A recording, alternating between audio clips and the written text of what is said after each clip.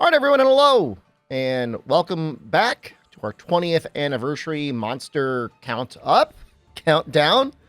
225, Aurora Somnacanth. Someone else coming back from Monster Hunter Rise, in this case, the expansion Monster Hunter Rise Sunbreak. Almost every monster got a subspecies that was in base Rise. Sorry, Gosserog, not Mosserog this time. Aurora Somnacanth is interesting. I'll show off some of the stats in the armor in a bit. As for now, the overall design. On the females, it looks kind of comfy.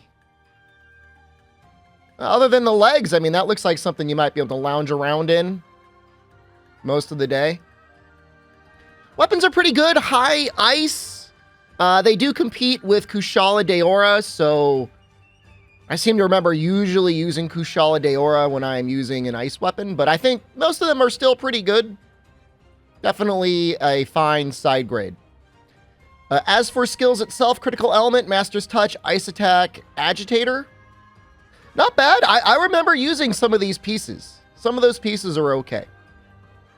Oddly enough, even though it is kind of like focused on elemental damage, Aurora itself doesn't take amazing elemental damage. There's one 25% hit zone on the head fin, technically not the head.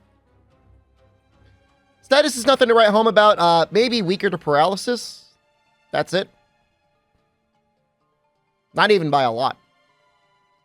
I'm going to be showing off Surge / Greatsword here.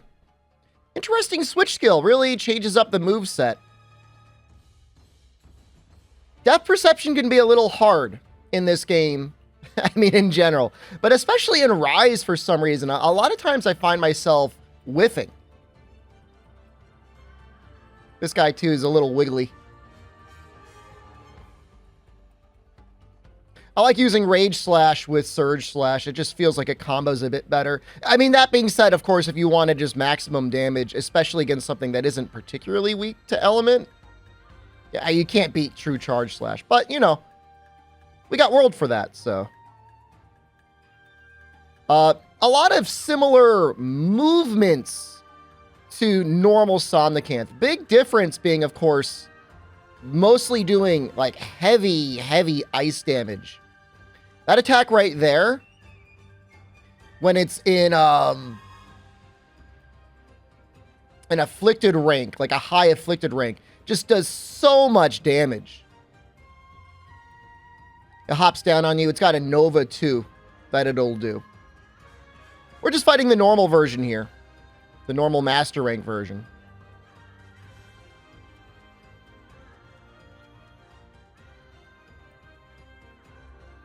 This sort of playstyle, because you're going to be tanking through so many hits, you absolutely want full steadfast as well. Kind of an unfortunate reality for this playstyle, but what are you going to do?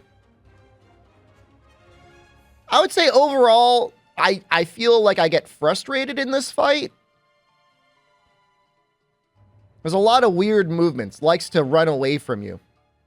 But given how strong you are in Sunbreak, I guess that's fair. We got a big number coming out soon.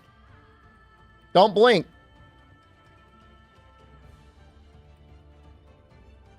$24.65. I mean, it's no TCS, but it's, you know, still pretty good.